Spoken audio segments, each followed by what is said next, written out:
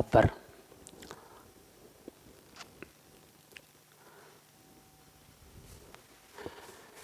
नेतरहाट के ख्वाब लिए तुम पहली कदम जब चल ही दिए हो तो मेहनत तुम्हें करना होगा, एवरेज से ऊपर आना होगा।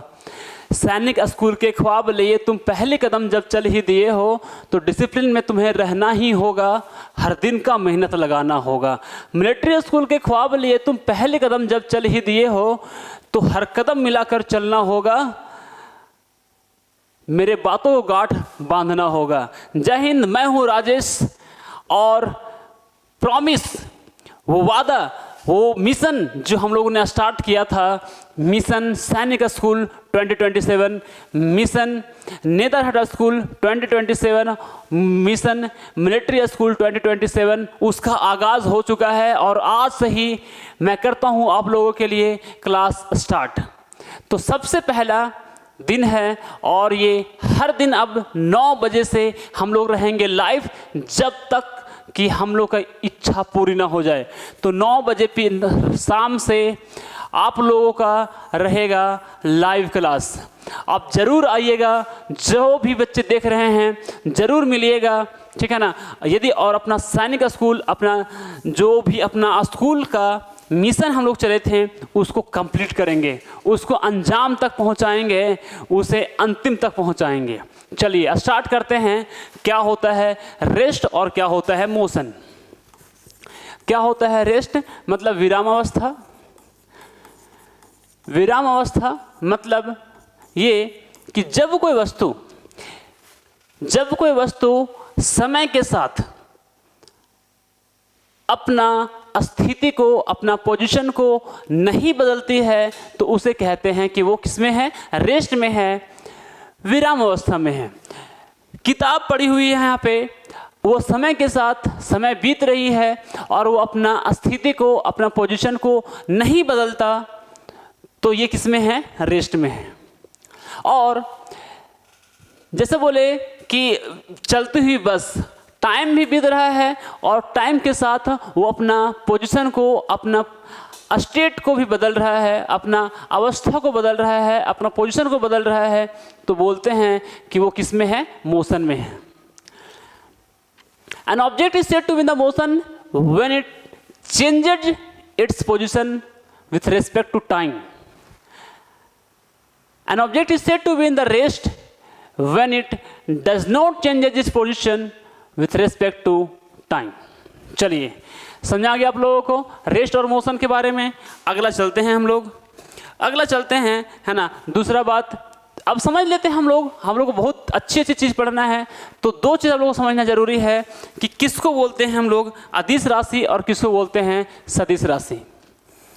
तो राशि यानी कि इसको बोलते हैं हिंदी में स्केलर क्वांटिटी, स्केलर क्वांटिटी। और अगला है आप लोगों का वेक्टर क्वांटिटी, वेक्टर, है ना, क्वांटिटी। ये दोनों क्या चीज़ होता है? ये क्वांटिटी क्या होता है? तो फिजिक्स में मास, लेंथ, टाइम, टेम्परेचर, वो जितने भी सारे क्वांटिटीज़ है, फिजिकल क्वांटिटीज़ को कहते हैं जिसको हम लोग नंबर के रूप में एक्सप्रेस करते हैं। Mass, length, time, temperature, force, pressure, जितना भी ये सब चीज़ होता है जिसको हम लोग नंबर के रूप में एक्सप्रेस करते हैं, नंबर के रूप में बताते हैं, उसे हम लोग क्या कहते हैं? फिजिकल क्वांटिटी कहते हैं। और फिजिकल क्वांटिटी 2 टाइप का होता है। फिजिक्स में जो भी चीज़ नंबर के रूप में एक्सप्रेस किया जा सकता है ना, उसे हम लोग फिजिकल क्वांटिटी कहते हैं। और फिजिकल क्वांटिटी होता है 2 टाइप का, उसमें से पहला है कौन? स्केलर क्वांटिटी यानी कि अदिश राशि। तो ऐसा फिजिकल क्वांटिटी, ऐसा कोई राशि, है ना, ऐसा कोई भौतिक राशि जिसको एक्सप्लेन करने के लिए, जिसको वर्णन करने के लिए सिर्फ और सिर्फ मैग्नीट्यूड यानी कि परिमाण का आवश्यकता होता है, उसे हम लोग क्या कहते हैं? अदिश राशि। जैसे बोले ना स्केलर क्वांटिटी में क्या होता है? सिर्फ और सिर्फ, है ना, क्वांटिटी, मैग्नीट्यूड का आवश्यकता होता है ना। क्या होता है? मैग्नीट्यूड होता है, मैग्नीट्यूड होता है ना। इसमें जैसे बोले ना कि वजन, जैसे बोले कि द्रव्यमान, द्रव्यमान है ना, मास। ये जो मास होता है वो सिर्फ और सिर्फ उसका परिमाण होता है 5 kg, ठीक है ना। तो ये क्या होता है, सिर्फ और सिर्फ इसमें मैग्नीट्यूड होता है।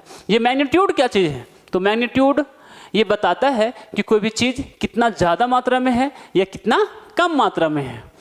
तो द्रव्यमान मतलब मास, और ये मास जो है सो कैसा क्वांटिटी है, स्केलर क्वांटिटी है, क्योंकि इसको एक्सप्लेन करने के लिए डायरेक्शन की आवश्यकता नहीं है। और क्या, जैसे बोले टाइम, समय, बोले कि है ना, बोले ना कि 5 मिनट समय, इसको दिशा, इसको ज़रूरत ही नहीं है, दिशा की आवश्यकता ही नहीं है, इसीलिए कहते हैं कि ये क्या है, स्केलर क्वांटिटी है। स्केलर क्वांटिटी में क्या क्या और आता है, तो बोले ना कि भाई मास हो गया, लेंथ हो गया, टाइम हो गया, टेम्परेचर हो गया, और फिर और बोल सकते हैं जैसे कि है ना इलेक्ट्रिक करंट हो गया। ये सब सारी चीज़ें क्या होती हैं, है ना, अदिश राशि, स्केलर क्वांटिटी। ठीक है, समझ में आया आप लोगों को। स्केलर क्वांटिटी मतलब जिसको एक्सप्लेन करने के लिए सिर्फ और सिर्फ मैग्नीट्यूड की आवश्यकता होती है, जिसे एक्सप्लेन करने के लिए सिर्फ और सिर्फ मैग्नीट्यूड की आवश्यकता होती है, डायरेक्शन की आवश्यकता नहीं है। जैसे बोले ना कि अगला सदिश राशि क्या होता है, वेक्टर क्वांटिटी क्या होता है, तो जिसको एक्सप्लेन करने के लिए, जिसको एक्सप्रेस करने के लिए, जिसको एक्सप्रेस करने के लिए या तो फिर डिफाइन करने के लिए या तो फिर है ना बोल सकते हैं कि डिस्क्राइब करने के लिए क्या जरूरी होता है, मैग्नीट्यूड भी जरूरी होता है, मैग्नीट्यूड भी जरूरी होता है, और जरूरी होता है डायरेक्शन भी। इनको है ना परिमाण का भी आवश्यकता होता है,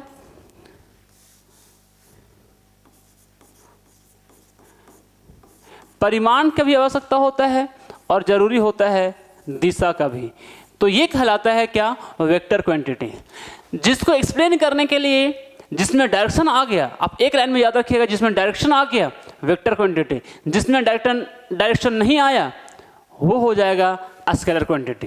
ठीक है, स्केलर क्वांटिटी पॉजिटिव नेगेटिव हो सकता है, लेकिन पॉजिटिव नेगेटिव नहीं हो सकता है, सिर्फ और सिर्फ वो पॉजिटिव हो सकता है, वो नेगेटिव नहीं हो सकता है। लेकिन जो वेक्टर क्वांटिटी है, जो वेक्टर क्वांटिटी है, जो वेक्टर क्वांटिटी होता है वो पॉजिटिव नेगेटिव और जीरो तीनों हो सकता है। वेक्टर क्वांटिटी, फिर सुनिएगा, vector quantity positive negative zero हो सकता है, लेकिन स्केलर क्वांटिटी सिर्फ और सिर्फ पॉजिटिव होता है ना। चलिए आगे बढ़ते हैं। दूरी और विस्थापन यानी कि डिस्टेंस और डिस्प्लेसमेंट, डिस्टेंस और फिर डिस्प्लेसमेंट।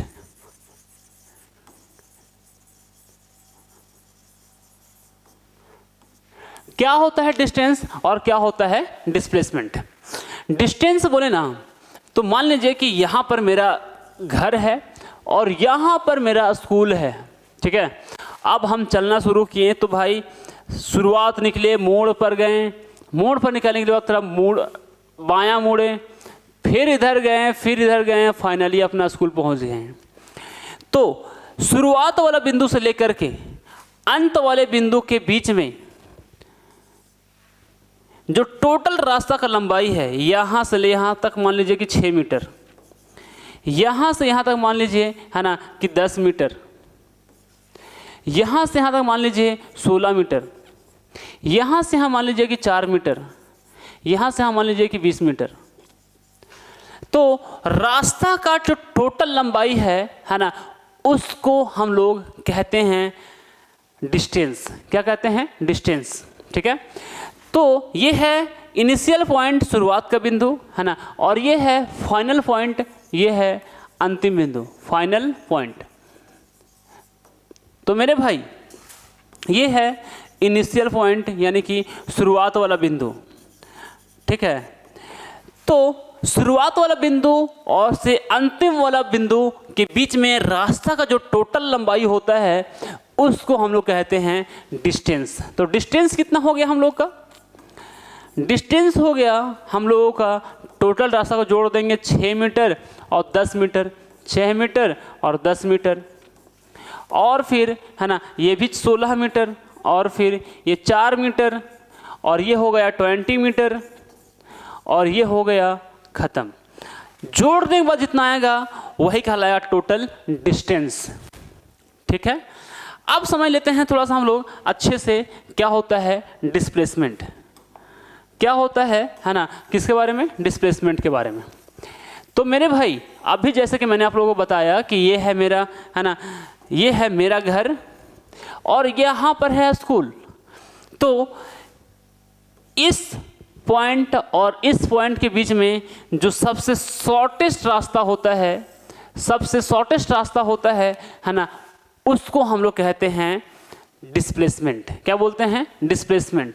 यानी कि शॉर्टेस्ट रास्ता, शॉर्टेस्ट है ना जो वे होता है, शॉर्टेस्ट जो रास्ता होता है ना, इनिशियल पॉइंट और फाइनल पॉइंट, दो बिंदुओं के बीच में जो सबसे छोटी रास्ता होती है ना, दो बिंदुओं के बीच में जो सबसे छोटा रास्ता होता है ना, उसका लंबाई को हम लोग बोलते हैं डिस्प्लेसमेंट।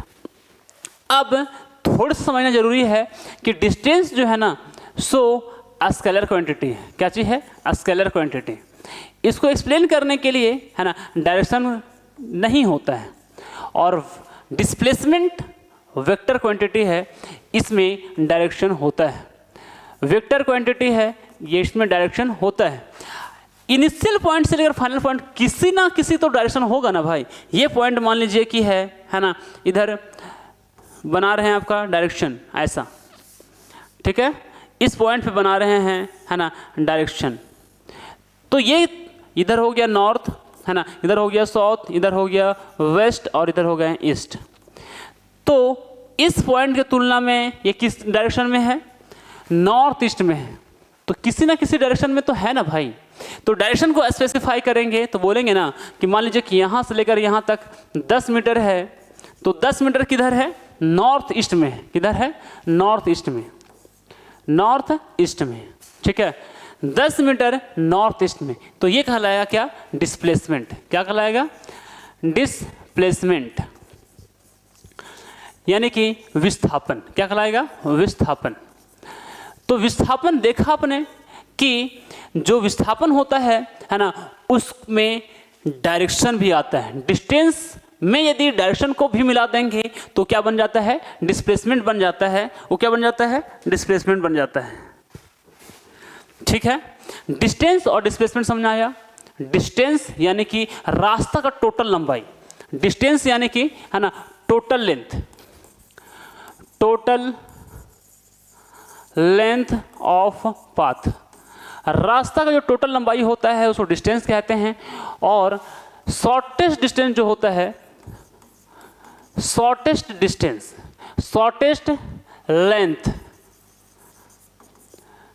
बिटवीन है ना टू पॉइंट्स, टू पॉइंट्स, दो पॉइंट के बीच में, दो पॉइंट के बीच में सबसे छोटा लंबाई होता है ना, सबसे छोटी लंबाई को हम लोग क्या बोलते हैं? डिस्प्लेसमेंट कहते हैं। क्लियर है? आगे चलते हैं। अब हम लोग चल पढ़ लेते हैं किसके बारे में? थोड़ा सा स्पीड के बारे में। किसके बारे में? स्पीड। स्पीड यानी कि चाल। क्या होता है चाल? जैसे बोले ना कि एक सिंपल सा सवाल है कि बोले ना कि गाड़ी चलती है ना 60 किलोमीटर पर आवर के स्पीड से चलाते हैं। लड़के क्या बोलते हैं कि मैं गाड़ी 60 किलोमीटर पर आवर के स्पीड से चलाता है। उसका मतलब जानते हैं क्या होता है? इसका मतलब है कि भाई 60 किलोमीटर पर आवर, ठीक है, यानी कि 1 घंटे में वो कितना किलोमीटर जाएगा? 60 किलोमीटर। ये मीनिंग है 60 किलोमीटर पर आवर का। अच्छा, ये चाल होता क्या है? तो जो चाल है, स्पीड है, वो कोई चीज़ कितना स्लो है या कितना फास्ट है वो बताता है ना। ये क्या बताता है? क्वांटिटी ऑफ मोशन को दिखाता है। क्वांटिटी ऑफ, है ना, मोशन को दिखाता है कि कोई चीज़ कितना स्लो है या कितना फास्ट है। ये दिखाता है कि कोई कितना हाउ स्लो, है ना, और फास्ट एन ऑब्जेक्ट इज। एक ऑब्जेक्ट कोई एक वस्तु है ना, एक कोई ऑब्जेक्ट वस्तु है, वो कितना स्लो है या कितना फास्ट है उसको दिखाता है कौन? चाल दिखाता है, स्पीड दिखाता है। मेरे भाई स्पीड जो है ना, स्पीड है ना, वो उसका एक फॉर्मूला होता है, एक जादुई तरीके से आपको याद करा देते हैं, है ना। स्पीड इक्वल टू फॉर्मूला होता है डिस्टेंस बाई टाइम। क्या होता है ना, डिस्टेंस अपॉन टाइम। स्पीड मतलब होता है चाल, ठीक है। टाइम मतलब हो गया समय, डिस्टेंस मतलब हो गया दूरी, यहां पर दूरी, है ना। तो आपको ये वाला बातें याद रखना है। यदि आपसे कभी कभी ऐसा होता है कि स्पीड पूछ दे, speed equal to distance by time, time पूछ दे तो क्या हो जाता है, टाइम इक्वल टू हो जाता है, टाइम इक्वल टू हो जाता है डिस्टेंस बाई स्पीड। आपको याद करने में दिक्कत हो सकता है, तो आप जादुई तरीका याद रखिएगा। पहले आपको बनाना है ऐसे ट्राइंगल, ठीक है, और इसको इस तरह से कर देना है डिवाइड। ऊपर लिखना है डिस्टेंस यानी कि दूरी, यहाँ लिखना है स्पीड, स्पीड यानी कि चाल, और यहाँ लिखना है टी मतलब टाइम। डी मतलब डिस्टेंस, एस मतलब स्पीड, और टी मतलब टाइम। अब मान लीजिए कि आपको निकालना है स्पीड। क्या निकालना है? स्पीड। तो स्पीड को छुपाएंगे, है ना, स्पीड लिखेंगे। स्पीड को छुपा दिए तो स्पीड इक्वल टू जब छुपा दिए तो क्या बच गया? Distance by time. तो ये स्पीड इक्वल टू हो गया डिस्टेंस बाई टाइम। यदि टाइम निकालना है तो टाइम को छुपा दिए तो क्या बच गया? Distance by speed. तो टाइम इक्वल टू हो गया, टाइम इक्वल टू हो गया डिस्टेंस बाई स्पीड। यदि हमको डिस्टेंस निकालना है तो डिस्टेंस को छुपा देंगे तो डिस्टेंस इक्वल टू हो जाएगा स्पीड इंटू टाइम। तो डिस्टेंस इक्वल टू क्या हो जाता है? Speed into time. ठीक है। चाल बराबर दूरी बटा समय, समय बराबर दूरी बटा चाल, दूरी बराबर चाल गुना समय। ठीक है, चलते हैं आगे।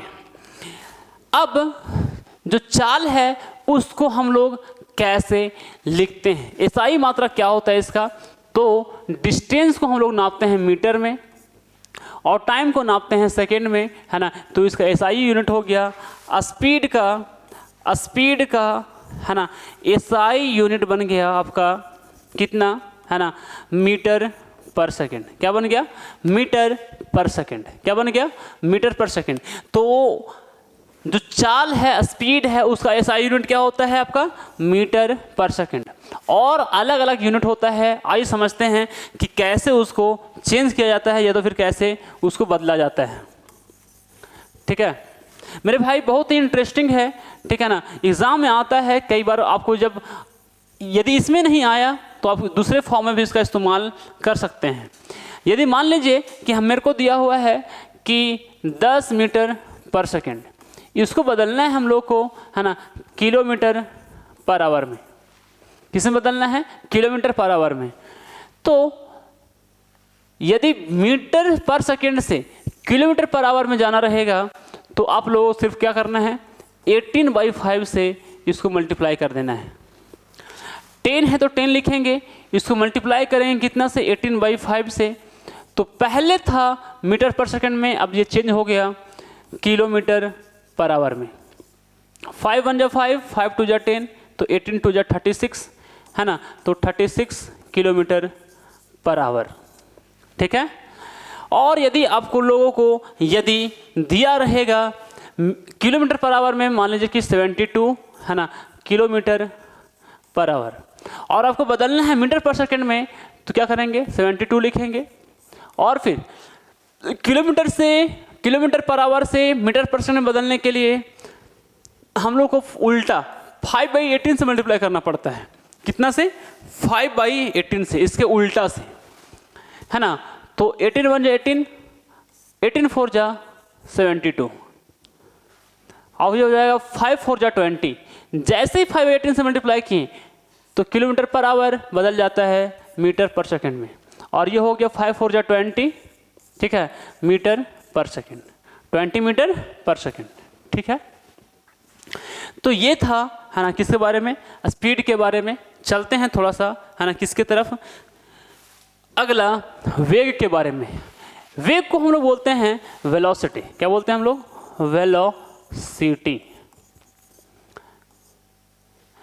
अच्छा, एक बात और बोले ना तो भाई जो स्पीड है ना वो कैसा है, स्केलर क्वांटिटी है। क्या है, स्केलर क्वांटिटी है, क्योंकि इसमें डायरेक्शन नहीं होता, इसमें डायरेक्शन नहीं होता, है ना। 36 किलोमीटर पर आवर है, इसमें डायरेक्शन कहाँ है, डायरेक्शन नहीं है, तो ये कहलाएगा क्या, स्केलर क्वांटिटी। लेकिन बात करें किसका, वेग का, तो ये कैसा क्वांटिटी है, ये है वेक्टर क्वांटिटी है। क्या है ये, वेक्टर क्वांटिटी है, वेक्टर क्वांटिटी है।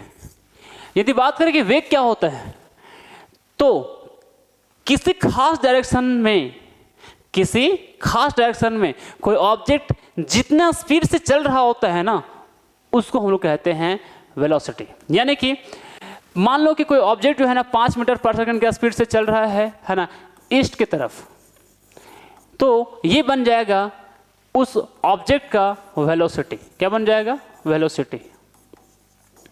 यानी कि एक बात बोले ना, है ना, कि वेग क्या होता है, तो बोलेंगे ना कि पर यूनिट टाइम में, पर यूनिट टाइम में जितना वो डिस्प्लेसमेंट कवर करता है उसको हम लोग बोलते हैं क्या, वेग, वेलोसिटी। यदि बोले कि वेग बराबर, तो वेग बराबर फॉर्मूला होता है ना, विस्थापन बटा समय, है ना, वेलोसिटी, और ये हो गया डिस्प्लेसमेंट, डिस्प्लेसमेंट, और ये हो गया टाइम। तो डिस्प्लेसमेंट बाई टाइम, आगे समझ में। यानी कि वेग बोले तो विस्थापन बटा समय, यानी कि एक इकाई समय में जितना वो विस्थापन करता है उसको हम लोग बोलते हैं वेग।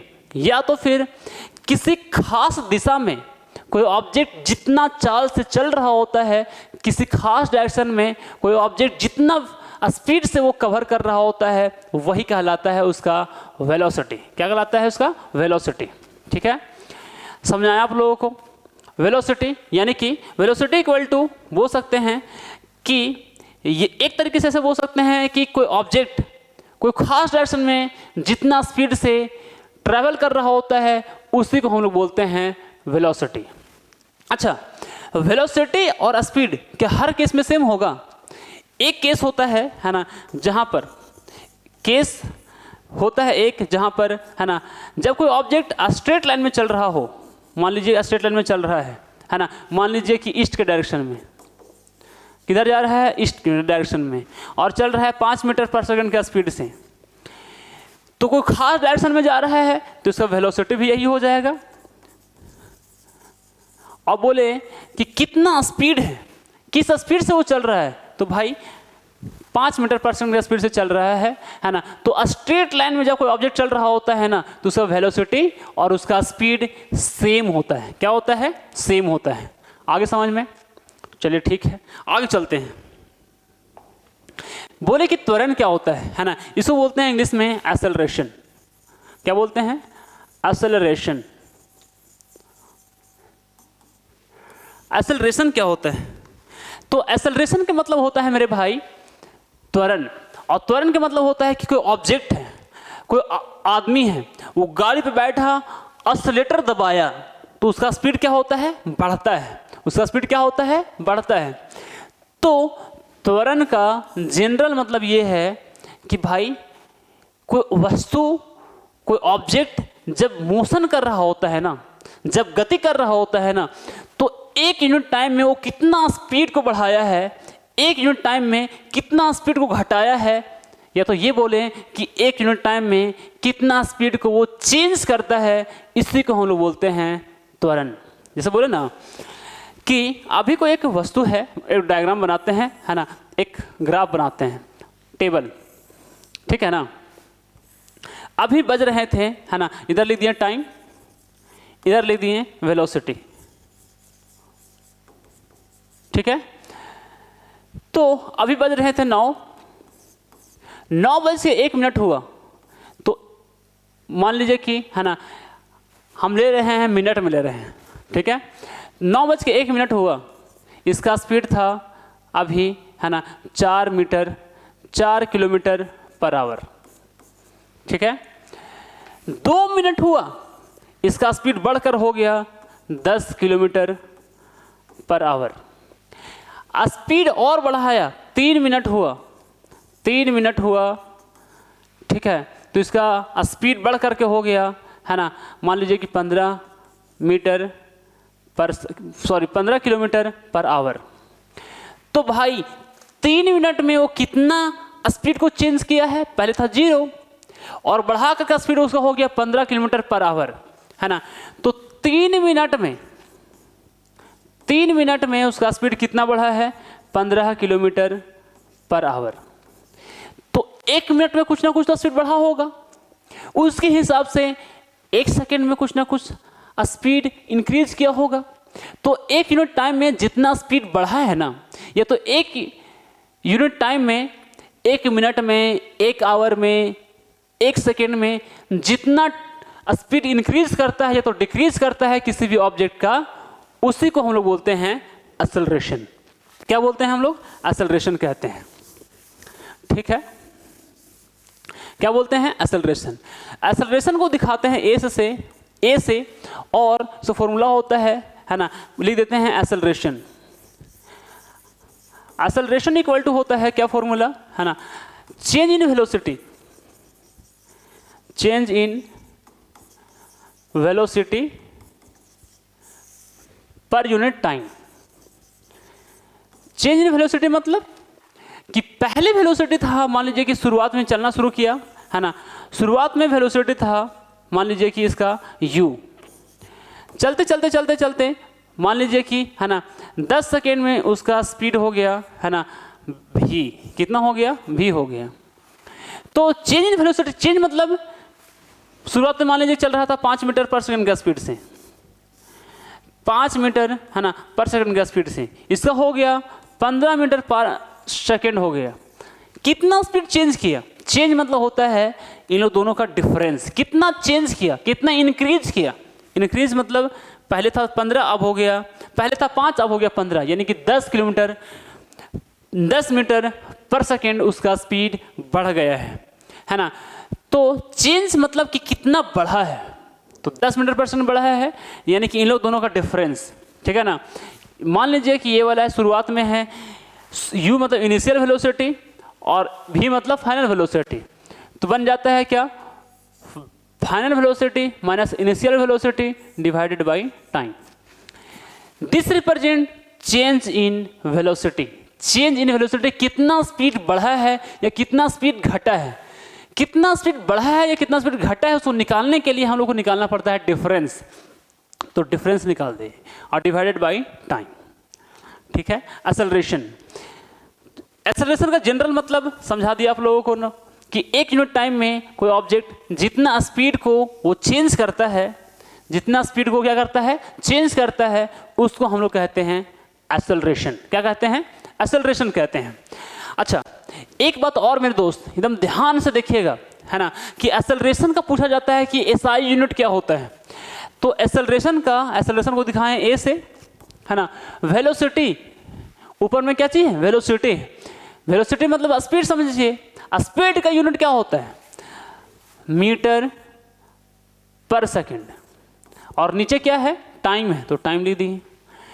तो टाइम मतलब टाइम का ऐसा यूनिट क्या होता है, ये भी होता है सेकंड, तो मीटर पर सेकंड हो गया, और नीचे में सेकंड एक और है तो एक और सेकंड हो गया, ठीक है ना। तो बन गया मीटर, है ना, सेकंड का स्क्वायर हो गया। तो इस तरीके से एक्सेलरेशन का जो यूनिट होता है मीटर पर सेकंड स्क्वायर होता है। आपको इसको याद रखना है, कोई लॉन्ग लपेट नहीं करना है आपको, कि एक्सेलरेशन का इकाई क्या होता है, त्वरण का इकाई क्या होता है, मीटर पर सेकेंड स्क्वायर। क्या होता है? Metre per second square. ठीक है, चलते हैं आगे, है ना। तो त्वरण मतलब याद रखिएगा, त्वरण मतलब क्या? जनरल भाषा में बोले ना, एक्सेलरेट कर रहा है वो। ठीक है, इसका नेगेटिव होता है डीएक्सेलरेशन, मतलब कोई ऑब्जेक्ट, है ना, 1 यूनिट टाइम में कितना स्पीड को घटा रहा है, डीएक्सेलरेशन। कोई ऑब्जेक्ट 1 यूनिट टाइम में कितना स्पीड को बढ़ा रहा है, एक्सेलरेशन। ठीक है, एक्सेलरेशन पॉजिटिव में, डीएक्सेलरेशन नेगेटिव में। ठीक है, आगे चलते हैं, बात कर लेते हैं, है ना, कि भाई मोशन तो पढ़ लिए कि मोशन का कितना टाइप होता है।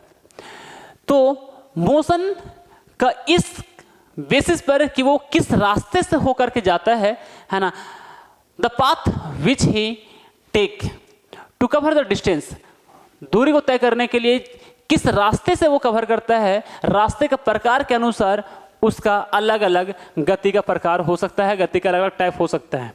पहला रेखीय गति, है ना, इसको बोलते हैं लीनियर मोशन। क्या बोलते हैं हम लोग? Linear motion. लीनियर मोशन क्या होता है?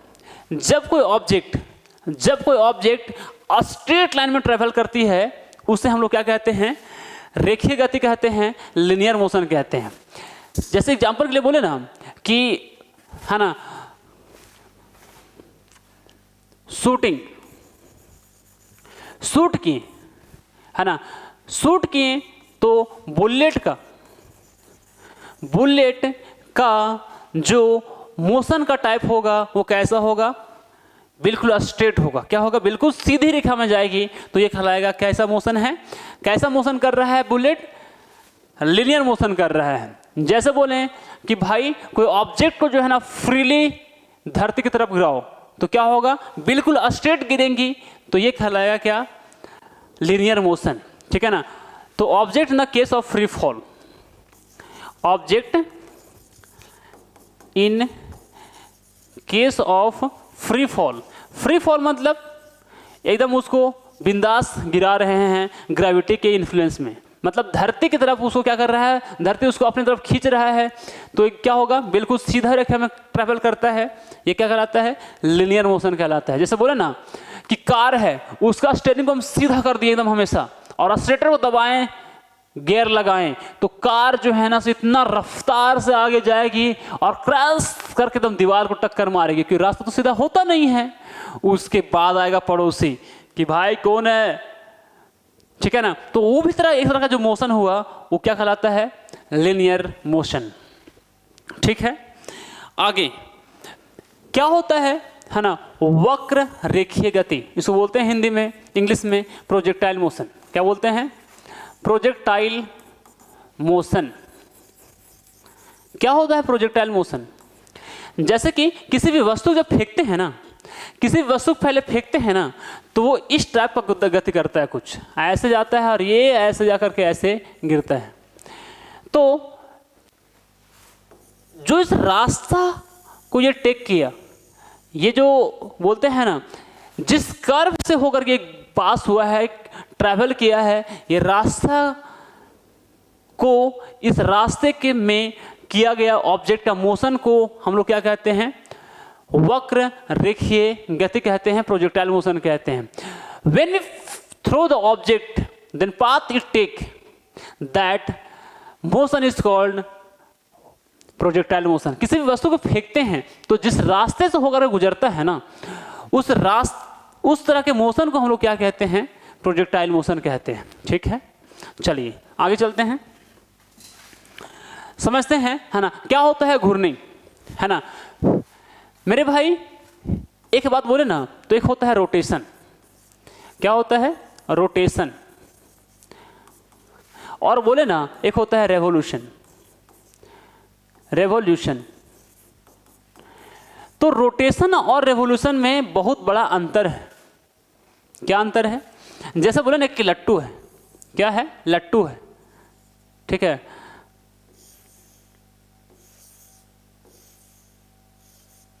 ठीक है, ये एक लट्टू है और लट्टू में जो है ना सो क्या है? एक ये एक्सिस है। एक्सिस क्या होता है ना, तो एक ऐसा इमेजिनरी लाइन, एक ऐसा इमेजिनरी लाइन, है ना, जिसको बीचों बीच से होकर गुजरती है और उसके अबाउट, उसके चारों तरफ क्या करती है, उस फिक्स एक्सिस के तुलना में घूमती है, तो कहलाता है रोटेशन।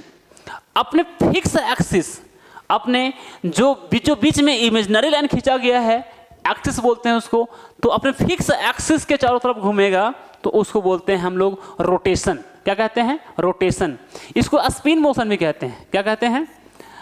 स्पिन मोशन भी कहते हैं कि भाई अब वो स्पिन कर रहा है, ठीक है। और रेवोल्यूशन, रेवोल्यूशन मतलब ये होता है, जैसे बोले ना कि भाई एक कोई ऑब्जेक्ट है, कोई फिक्स चीज है, उसके चारों ओर चक्कर लगा रहा है,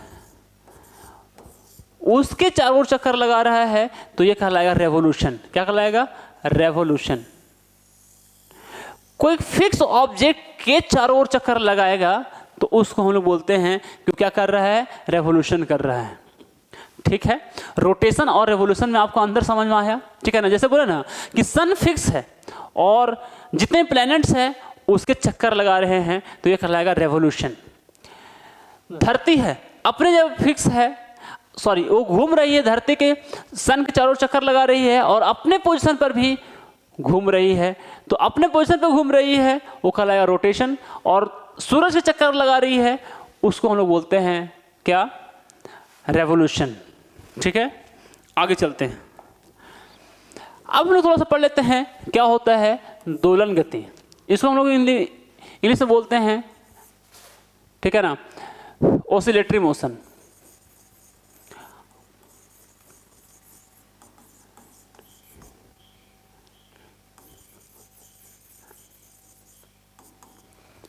तो सिर्फ इतना बोले ना, जब कोई वस्तु आगे पीछे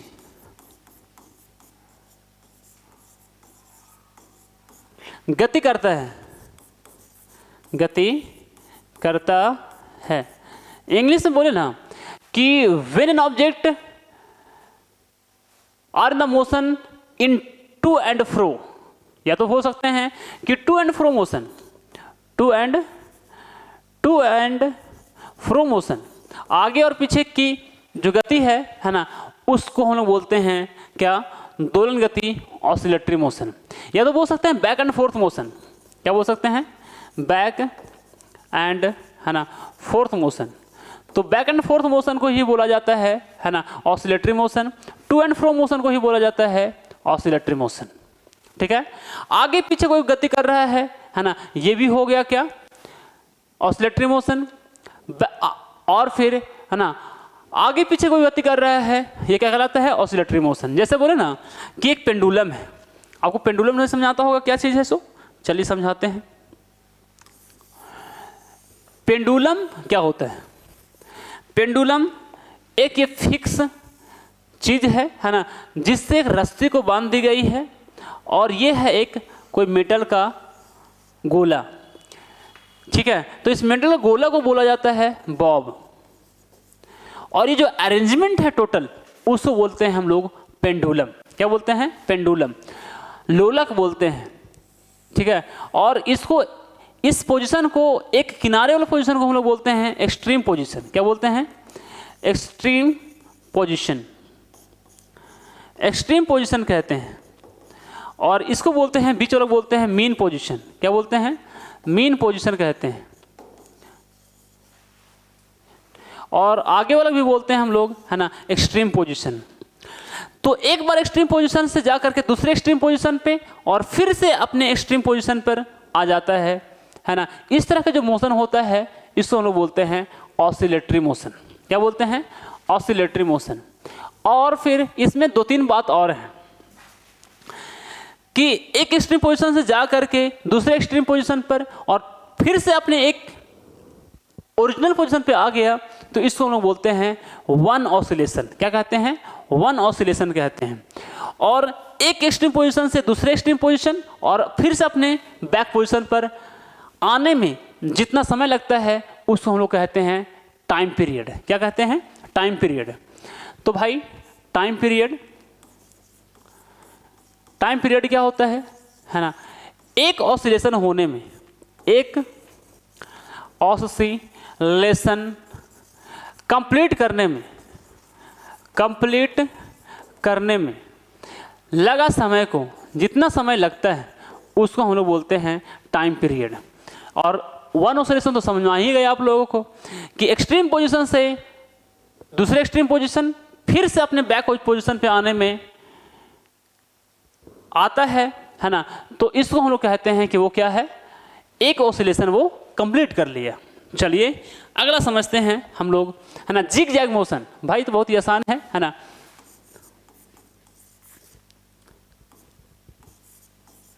जिग जैग मोशन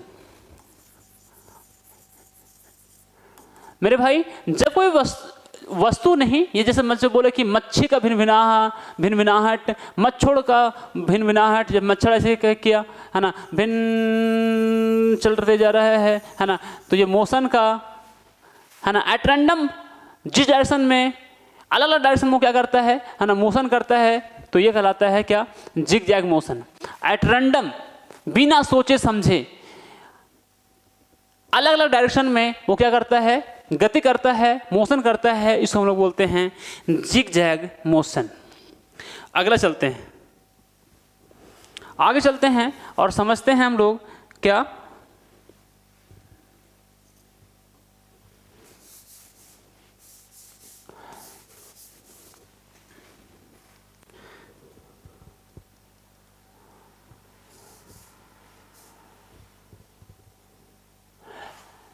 तो जिग जैग मोशन समझ में आया आप लोगों को। तो अभी तक मैंने आप लोगों को क्या बता दिया, चलिए एक बार कर लेते हैं। क्यों, पहला मेरे भाई है ना, आप लोगों को रेस्ट और मोशन, ऑब्जेक्ट गति करेगा तो मोशन में है, ऑब्जेक्ट अपना पोजीशन को बदलेगा तो मोशन में है, नहीं बदलेगा तो रेस्ट में है। स्केलर क्वांटिटी, वेक्टर क्वांटिटी, अपना वो उसका मैग्नीट्यूड के साथ डायरेक्शन भी होगा, वेक्टर क्वांटिटी, मैग्नीट्यूड के साथ सिर्फ और सिर्फ मैग्नीट्यूड होगा तो स्केलर क्वांटिटी। ठीक है, अलग अलग टर्म मैंने आप लोगों को बताया कि क्या होता है डिस्टेंस, क्या होता है डिस्प्लेसमेंट। डिस्टेंस रास्ता का कुल लंबाई को डिस्टेंस, शॉर्टेस्ट लेंथ को डिस्प्लेसमेंट। स्पीड, कोई ऑब्जेक्ट एक यूनिट टाइम में जितना डिस्टेंस को कवर करता है स्पीड कहलाता है। और फिर कोई खास स्पीड से किसी खास डायरेक्शन में वो ट्रैवल कर रहा होता है तो उसको हम लोग वेलोसिटी कहते हैं। आप एक बार इसको माइंड मेकअप कीजिएगा, आप एक बार इसको है ना माइंड मेकअप करिएगा तो फिर आ जाएगा मज़ा आपको। चलिए आगे चलते हैं हम लोग, है ना, और फिर चलते हैं। मोशन का टाइप खत्म नहीं हुआ अभी मेरे भाई, अभी पिक्चर बाकी है ना। अवधि के आधार पर जो गति है, मोशन है, उसको कौन कौन से प्रकार है, अवधि मतलब है ना, on the basis of time period, on the basis of time period. भाई एक खास टाइम के गैप में वो बराबर दूरी तय करता है कि नहीं करता है, इसके हिसाब से, है ना। तो पहले इसको बोलते हैं, है ना, आवर्त गति, यूनिफॉर्म मोशन।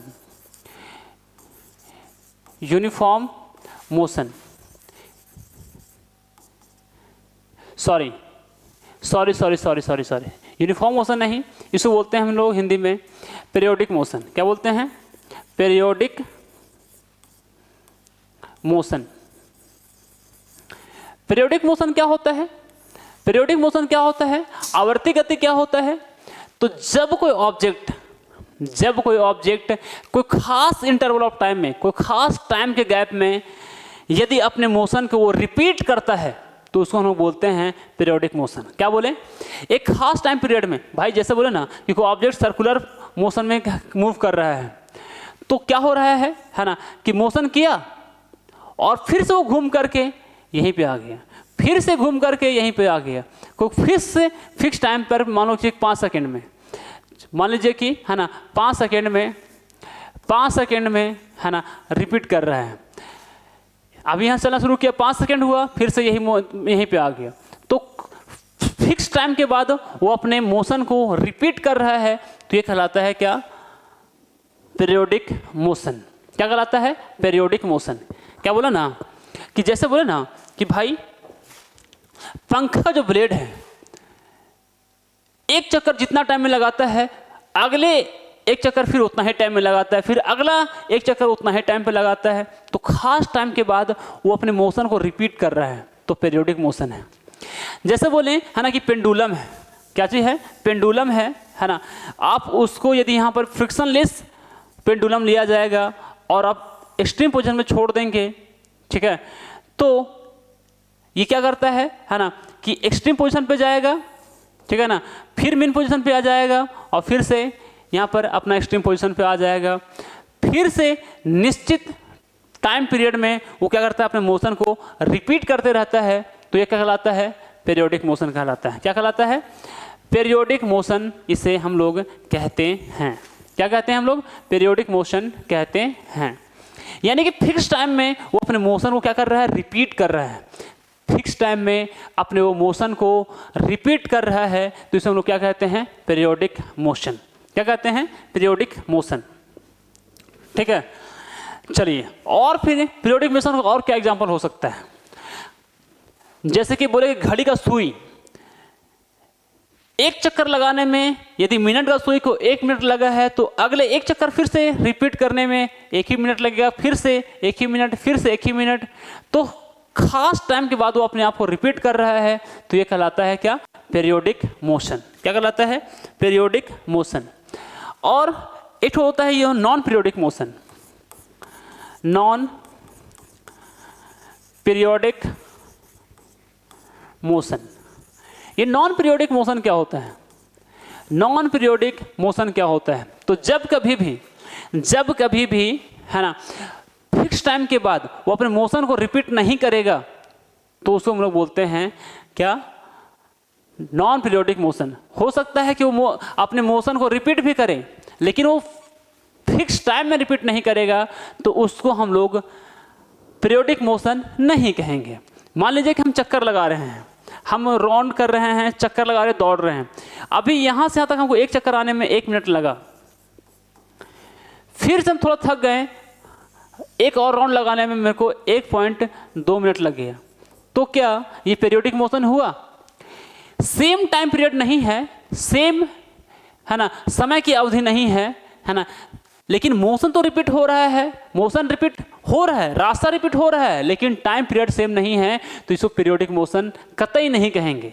चलिए आगे चलते हैं और हम लोग चलते हैं है ना, क्या होता है ना चाल के आधार पर। चाल के आधार पर अच्छा एक चीज़ और बता दें आप लोगों को है ना, यहाँ पर हो सकता है ना कि छूट गया हो है ना, यहाँ पर आप लोगों को बताना जरूरी है क्या होता है सर्कुलर मोशन। क्या होता है ना सर्कुलर मोशन, यहाँ पर छूट गया तो शायद है ना यहाँ पे बताते हैं। सर्कुलर मोशन यहीं पर देख लीजिएगा आप है ना, छूट गया था भाई, तो हम लोग चलते हैं क्या है ना सर्कुलर मोशन। सर्कुलर है ना मोशन, रास्ता किस रास्ता से होकर के वो मोशन कर रहा है उसके आधार पर ये सर्कुलर मोशन भी है, जहां पर जब कोई ऑब्जेक्ट सर्कुलर पाथ में मोशन कर रहा होता है, जब कोई ऑब्जेक्ट सर्कुलर पाथ में मोशन कर रहा होता है ना, तो हम लोग कहते हैं कि वो किस तरह का मोशन है, वहां पर मोशन है circular motion. When an object move in circular path, that type of the motion is called circular motion. इसको बोलते हैं है ना वक्रीय गति। क्या बोलते हैं हम लोग? वक्रीय गति। ठीक है, तो वक्रीय गति मतलब सर्कुलर मोशन। और जब कोई वस्तु एक सर्कुलर पाथ में, सर्कुलर रास्ता में, वृत्तीय गति में, वृत्त के रास्ते में गति कर रहा होता है, तो उसको लोग बोलते हैं सर्कुलर मोशन। क्या बोलते हैं उसको हिंदी में? वृत्तीय गति। वृत्तीय गति, वृत्तीय गति सर्कुलर मोशन। क्या बोलते हैं? वृत्तीय गति सर्कुलर मोशन। ठीक है, अब हम लोग चलते हैं अपने है ना अपना जो हम लोग जहाँ पर चल रहे थे वहीं पे। ठीक है, तो हम बोल रहे थे चाल के बारे में, ठीक है, कि जो गति का प्रकार है वो इस आधार पर कि वो उसका गति जो है वो बराबर टाइम में बराबर दूरी को तय करती है कि नहीं करती है, समान चाल से चल रही है कि समान चाल से नहीं चल रही है ना। तो एक समान चाल किसे कहते हैं, यहाँ चाल लिख दीजिएगा, एक समान चाल, इसको हिंदी बोलते हैं यूनिफॉर्म मोशन। क्या बोलते हैं? यूनिफॉर्म, है ना, मोशन। क्या बोलते हैं? Uniform motion. तो जब कोई वस्तु बराबर समय में बराबर टाइम पीरियड में बराबर डिस्टेंस को ट्रेवल करती है तो उसे कहते हैं कि वो क्या है? यूनिफॉर्म मोशन में है। जैसे बोले ना कि अभी बजा है, मान लीजिए कि अभी बजा है, मान लीजिए कि 9, ये टाइम इधर हो गया और इधर हो गया डिस्टेंस, टाइम हो गया और इधर हो गया डिस्टेंस। तो 1 सेकेंड में 9:01 हुआ, ठीक है, 9:01 नहीं है ये, है ना, 9:01 हुआ और फिर वो डिस्टेंस चल दिया मान लीजिए कि 5 मीटर। 2 सेकेंड हुआ, है ना, वो चल दिया 10 मीटर। 3 सेकेंड हुआ, चल दिया 15 मीटर। तो 9:01 से 2 सेकेंड के बीच में 1 सेकेंड का गैप है, तो 1 सेकेंड में कितना चला है? 5 मीटर चला है एक्स्ट्रा। फिर से 2 और 3 सेकेंड के बीच में 1 मिनट का गैप है, तो उस 1 मिनट में कितना चला है? 5 मीटर। तो भाई 1 मिनट में यहाँ भी 5 मीटर चला है, 1 मिनट में यहाँ भी 5 मीटर चला है, 1 सेकेंड में यहाँ भी 5 मीटर चला है, 1 सेकेंड में यहाँ भी 5 मीटर चला है। तो बराबर टाइम में बराबर दूरी को कवर करती है, तो उसे हम लोग क्या कहते हैं? Uniform motion. बराबर समय में बराबर दूरी को तय करती है कोई भी ऑब्जेक्ट, तो उसे हम लोग कहते हैं यूनिफॉर्म मोशन।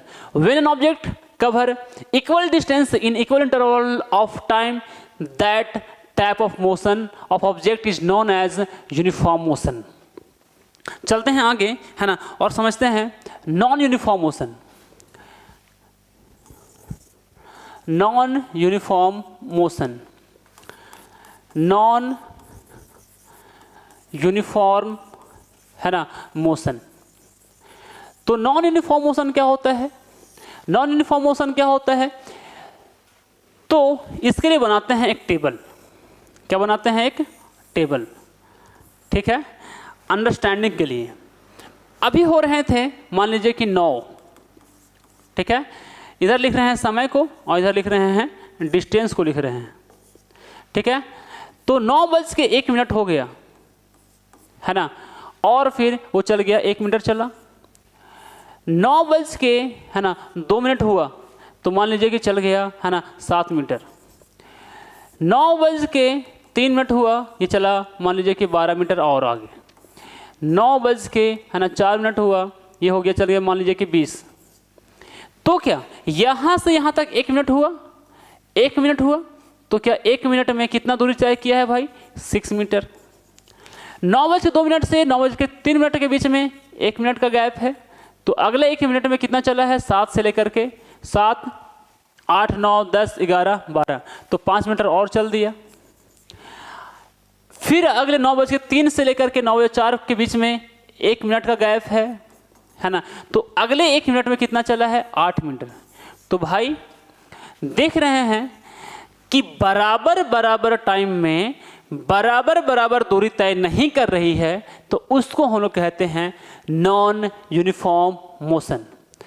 बराबर बराबर समय में इक्वल इंटरवल ऑफ टाइम में इक्वल डिस्टेंस को कवर नहीं करती है, तो उसे हम लोग कहते हैं असमान चाल। बराबर बराबर समय अंतराल में बराबर दूरी तय नहीं करती है, तो उसे हम लोग कहते हैं नॉन यूनिफॉर्म मोशन, असमान चाल।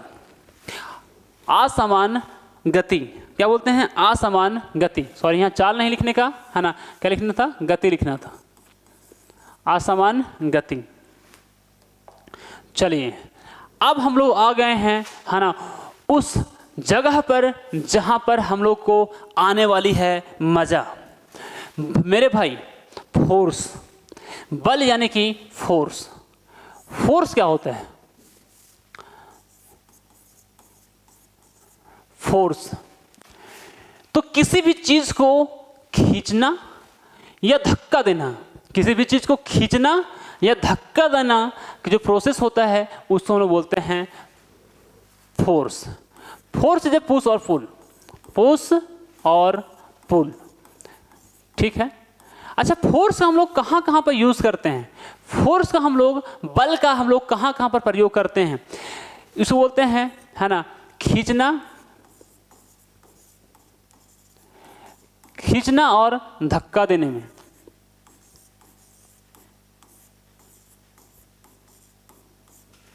पुश और पुल, धक्का देना और खींचना। अच्छा, फोर्स हम लोग कहाँ कहाँ पर इस्तेमाल करते हैं? तो किसी चीज को उठाने में, किसी चीज को उठाने में, किताब को उठा रहे हैं, फोर्स लगा रहे हैं, है ना। जैसे बोले कि, है ना, मरोड़ने में, जैसे कि कपड़ा है उसमें पानी भींगा हुआ है, उसको क्या करते हैं? मरोड़ते हैं। तो क्या करते हैं? ट्विस्टिंग में क्या करते हैं? ट्विस्ट करने में हम लोग फोर्स को लगाते हैं। और बोले तो जैसे बाल्टी है ना, उसको क्या करना है? कुआं में पानी डालना है नीचे, ठीक है ना, और वो खींचना है ना। तो लोवरिंग करने में फोर्स लग सकता है, लोवरिंग पानी को, बाल्टी को नीचे करने में, या तो फिर उसको क्या करने में? खींचने में। तो खींचना तो पुल बता ही दिए, है ना, खींचने में। और कहाँ पे फोर्स लगाते हैं? सोचिए थोड़ा, सोचिए थोड़ा कि और कहीं पर, जैसे किसी चीज़ को प्रेस करना है, दबाना है ना, किसी चीज़ को दबाने में हम लोग क्या लगाते हैं? फोर्स लगाते हैं। तो बहुत सारी जगह पर हम लोग फोर्स का यूज़ करते हैं। अब फोर्स का है ना, हम लोग जो यूज़ करते हैं, तो भाई फोर्स का हम लोग लगाएंगे तो किसी भी ऑब्जेक्ट में क्या प्रभाव पड़ सकता है? तो फोर्स लगा करके है ना, किसी भी वस्तु का शेप को बदला जा सकता है ना। Force can change the shape of object, force can change the shape of object, shape of object. ये वस्तु क्या है? जो वस्तु का जो आकार है ना, उसको बदल सकती है। बल का प्रयोग कर वस्तु के आकार को बदला जा सकता है, ठीक है। फोर्स लगा करके वस्तु के, यदि वो आराम की अवस्था में है, यदि वो विराम की अवस्था में है, यदि वो रुकी हुई है, तो उसे गति में कर सकते हैं, और गति में है तो उसे रोक सकते हैं, है ना। It can move a stationary object,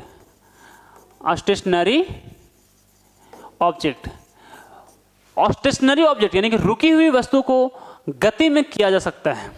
और तीसरा बोलें इसका जस्ट उल्टा, a stationary object can be in the motion, मतलब स्टेशनरी ऑब्जेक्ट को हम लोग मोशन में कर सकते हैं। स्टेशनरी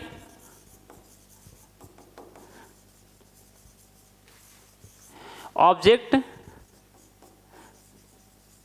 में मूव, स्टेशनरी ऑब्जेक्ट मूव कर सकता है। फोर्स का इस्तेमाल करके हम लोग क्या कर सकते हैं, है ना, ऑब्जेक्ट मोशन के डायरेक्शन को बदल सकते हैं। जैसे कि बॉलर जो है ना बॉल को फेंका, और बैट्समैन जो है ना सो बॉल को हिट किया और उस डायरेक्शन को बदल दिया, ठीक है ना। तो फोर्स का इस्तेमाल करके ऑब्जेक्ट के मोशन के डायरेक्शन को बदला जा सकता है। चलते हैं आगे, है ना, और समझते हैं फोर्स। समझ आ गया कहाँ कहाँ पे इस्तेमाल होता है? फोर्स ऑब्जेक्ट का शेप को बदल सकता है। फोर्स, है ना, स्पीड को घटा यदि कोई ऑब्जेक्ट है ना, जिधर मूव कर रहा है उधर ही फोर्स लगा दो तो उसका स्पीड बढ़ जाएगा। कोई ऑब्जेक्ट मूव कर रहा है उसके अपोजिट डायरेक्शन में फोर्स लगा दो, उसका स्पीड घट जाएगा। तो स्पीड को घटाया बढ़ाया जा सकता है ना। स्टेशनरी ऑब्जेक्ट को मोशन में कर सकता है, मोशन वाला ऑब्जेक्ट को फोर्स लगा करके स्टेशनरी में कर सकते हैं, रोक सकते हैं। चलिए ठीक है, समझ आया। आगे चलते हैं। जो फोर्स है, अच्छा इसके बारे में थोड़ा सा और चलते हैं, फोर्स के बारे में। तो फोर्स मेरे भाई, फोर्स का एक फॉर्मूला होता है, उस फॉर्मूला का आप ध्यान रखिएगा। एफ मतलब फोर्स, फोर्स मतलब बल, मास इनटू जी, इसको बोलते हैं हम लोग, है ना, acceleration due to gravity. Acceleration due to gravity, गुरुत्व के कारण त्वरण, गुरुत्व के कारण त्वरण, यानी कि गुरुत्वाकर्षण बल के कारण त्वरण, ठीक है ना। और एम मतलब यहाँ पर है मास यानी कि द्रव्यमान, और एफ मतलब है फोर्स यानी कि बल। तो याद रखिएगा इस फॉर्मूला को, है ना। फोर्स, फोर्स का ऐसा ही मात्रा क्या होता है, एफ इक्वल टू, है ना, मास का होता है केजी, है ना, और जी, छोटा जी का पूछा जाए, है ना, कि वैल्यू कितना होता है, तो जी इक्वल टू एग्जैक्ट वैल्यू होता है 9.8 मीटर पर सेकेंड स्क्वायर, और अप्रोक्सीमेट वैल्यू बोला जाए, है ना, तो होता है 10 मीटर, है ना, पर सेकेंड स्क्वायर, है ना। तो फोर्स का ऐसा यूनिट हो गया, जी का हो गया मीटर पर सेकेंड स्क्वायर, तो मीटर पर सेकेंड स्क्वायर। तो फोर्स का एक ऐसा यूनिट होता है KG metre per second square, या तो फिर बोल सकते हैं न्यूटन। क्या होता है, न्यूटन। फोर्स का एसआई यूनिट होता है न्यूटन, एसआई यूनिट है, ठीक है ना। और फोर्स का सीजीएस यूनिट होता है क्या, सीजीएस यूनिट होता है डाइन। क्या होता है, डाइन। और 1 न्यूटन बराबर होता है ना, 10 के पावर 5 डाइन। इस बात को भी याद रखिएगा। फोर्स को नापने के लिए सबसे जो छोटी यूनिट बनाई गई है वो है डाइन, है ना। और एसआई यूनिट क्या होता है, न्यूटन। और 1 न्यूटन में होता है 10 के पावर 5 डाइन। 1 न्यूटन में कितना होता है, 10 के पावर 5 डाइन। चलिए आगे चलते हैं। अच्छा, फोर्स का types of force, types of forces. बल का कौन कौन सा प्रकार है, तो बल का, है ना, यहां पर हम लोग को बेसिकली 2 टाइप है फोर्स का। फोर्स का कितना टाइप होता है, 2 टाइप होता है। जो बल है उसके कितने प्रकार होते हैं, बल का 2 प्रकार होते हैं, है ना। एक को बोलते हैं संपार्किक बल। क्या बोलते हैं, संपार्किक, क्या बोलते हैं, है ना, संपार्किक बल।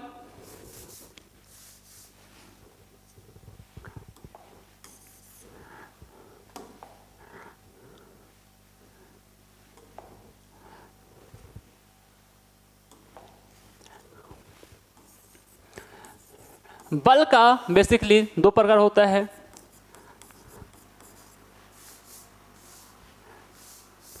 ना, संपार्किक बल, संपार्किक, है ना, बल। और दूसरा होता है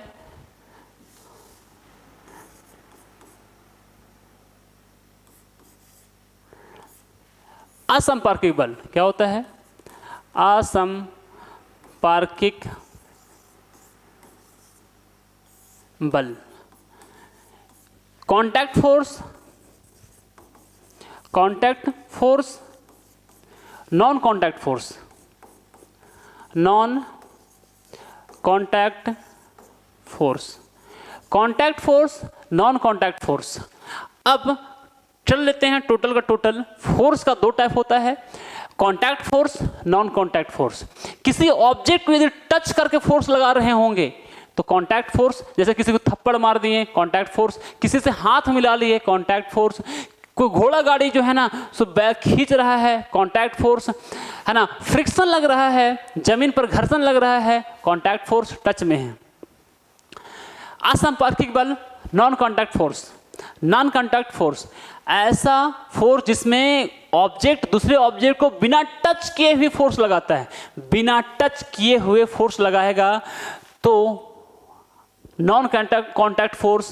यदि टच करके फोर्स लगाएगा तो कांटेक्ट फोर्स। तुम यहां पर आए, अब मैंने आपसे हाथ मिलाया, बोले हेलो, तो हाथ मिलाएं तो तो कौन सा फोर्स लगाएं तुम्हारे ऊपर? संपर्किक बल। मेरे भाई बचपन में वो बातें तो याद ही होगा, जहाँ पर अंकल हो गए, बगल वाले बड़े भैया हो गए, बोले हाथ मिला यार, हाथ को दबा दिया। भाई क्या लॉजिक है यार, क्या मजा आया उसमें। उसके बाद हम लोग को होता था दर्द होता था, उसके बाद हम लोग को खतरनाक वाला जो अंदर से निकलता था, बोल नहीं सकते हैं, ठीक है। तो बल है, जो फोर्स है ना, उसका कितना टाइप है ना, 2 टाइप है। क्या? फोर्स मतलब बल 2 टाइप का, contact force, non contact force.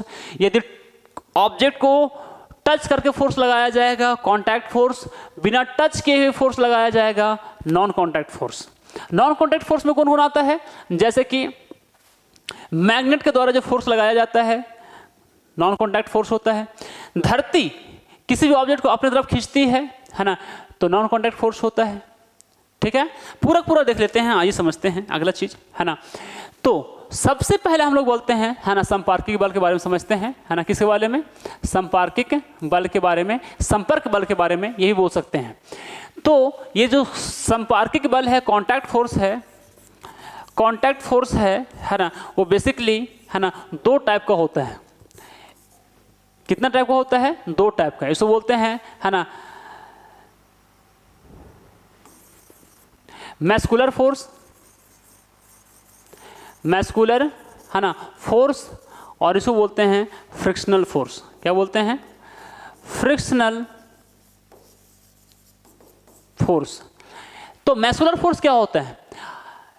किसी भी शरीर के द्वारा, इंसान का शरीर, जानवर का शरीर के द्वारा जो बल लगाई जाती है ना, किसी भी ऑब्जेक्ट के ऊपर, किसी वस्तु के ऊपर, तो ये क्या कहलाता है? Muscular force. यानी कि शरीर के द्वारा लगाया गया जो बल है ना, उसको हम लोग बोलते हैं मैस्कुलर फोर्स। पेशियां, नाम से समझिए, पेशियां यानी मसल के द्वारा जो लगाया गया बल है ना, पेशियों के द्वारा जो लगाया गया बल है ना, उसको कहते हैं हम लोग मैस्कुलर फोर्स। घोड़ा गाड़ी का खींच रहा है, तो घोड़ा कैसा फोर्स लगा रहा है गाड़ी के ऊपर? मैस्कुलर फोर्स, ठीक है। जैसे, है ना, कोई तुमको जड़ दिया थप्पड़, है ना, तो तुम्हारे ऊपर कौन सा फोर्स लगाया? मैस्कुलर फोर्स, ठीक है। घर्षण बल, फ्रिक्शन फोर्स क्या होता है? तो जैसे ना, कोई एक ऑब्जेक्ट है, उसको हम लात से मारें, मान लीजिए फुटबॉल हो गया, बाकी हम लोग फर्स्ट फुटबॉल नहीं होता तो हम लोग क्या करते हैं? वाटर बोतल को ही अपना फुटबॉल बना लेते हैं। अरे है कि नहीं? तुम्हारे बोतल को एक लात फोर्स लगाएं, फोर्स लगाने के बाद वो धीरे धीरे उसका स्पीड पहले कम होता है, उसके बाद रुक जाता है। क्यों रुक जाता है? क्योंकि धरती में, और चाहे तो फिर जो ऑब्जेक्ट फुटबॉल है, उन लोग दोनों का जो सतह है वो रफ है, और रफनेस होने की वजह से क्या होता है, जैसे कि मान लीजिए ना कि ग्राउंड है, ठीक है ना, ये क्या है? रफ है थोड़ा सा।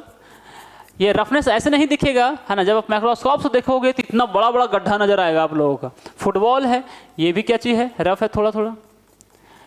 अब जब ये मूव करता है तो इन लोग दोनों के बीच में इंटरलॉक बन जाता है। क्या बन जाता है? इंटरलॉक। एक दूसरे को पकड़ लेता है ना, पकड़ने की कोशिश करता है, जिसके वजह से उसका स्पीड पहले धीरे धीरे कम होता है, उसके बाद फाइनली वो रुक जाता है ना। इसी को हम लोग बोलते हैं, ये जो अवरोध उत्पन्न किया जा रहा है ना, ये रुकावट उत्पन्न किया जा रहा है ना, मोशन के अपोजिट डायरेक्शन में।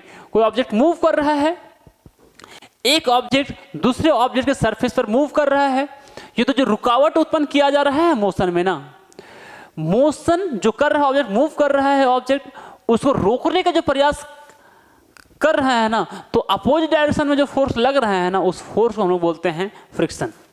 टोटल समझाते हैं। क्या बोले कि कोई ऑब्जेक्ट दूसरे ऑब्जेक्ट के सरफेस के ऊपर जब मूव करती है ना, तो मोशन के अपोजिट डायरेक्शन में जो लगने वाला फोर्स होता है, उसको हम लोग कहते हैं फ्रिक्शन। क्या बोलते हैं? फ्रिक्शन। इतना समझिएगा भाई कि मोशन के अपोजिट डायरेक्शन में लगने वाला जो फोर्स होता है ना, कोई ऑब्जेक्ट मोशन कर रहा है, उसके अपोजिट डायरेक्शन में जो फोर्स लग रहा है ना, जिसके वजह से वो रुक जाता है, उसको हम लोग बोलते हैं फ्रिक्शनल फोर्स। क्या बोलते हैं? Frictional force. आगे बढ़ते हैं, चलिए अब क्या समझ लेते हैं क्या होता है नॉन कॉन्टैक्ट फोर्स। क्या होता है नॉन कॉन्टैक्ट, ठीक है, फोर्स। अब नॉन कॉन्टैक्ट फोर्स में, है ना, बताया आप लोगों को नॉन कॉन्टैक्ट फोर्स क्या होता है? बिना टच के भी फोर्स लगाता है।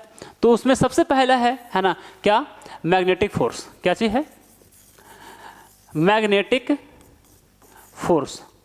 मैग्नेटिक फोर्स क्या होता है? तो सिंपल से बोले ना कि मैग्नेट के द्वारा दूसरे मैग्नेट पर, चाहे मैग्नेट के द्वारा लोहा पर, चाहे निकेल पर, कोबाल्ट पर, ठीक है ना, जो फोर्स लगाया जाता है ना, उसको हम लोग बोलते हैं मैग्नेटिक फोर्स। जैसे बोले ना कि एक मैग्नेट है, ये क्या है? मैग्नेट है। इसका ये नॉर्थ पोल है, इसका ये साउथ पोल है।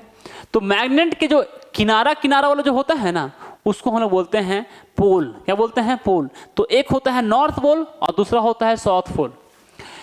और एक भी मैग्नेट है, इसके नॉर्थ पोल इधर है, साउथ पोल इधर है।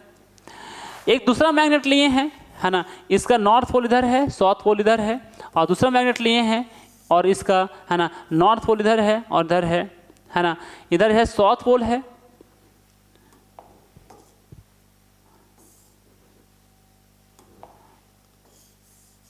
इधर इसका साउथ पोल है और इधर है नॉर्थ पोल। तो एक मैग्नेट को जब दूसरे मैग्नेट के पास ले जाएंगे ना, तो मैग्नेट और मैग्नेट क्या करता है एक दूसरे को, है ना, या तो एक दूसरे को अट्रैक्ट करेगा या एक दूसरे को दूर भगाएगा। ठीक है? तो अलग अलग यदि पोल रहेगा, है ना, अलग अलग यदि पोल रहेगा तो क्या कर देगा? दोनों को खींचेगा एक दूसरे को।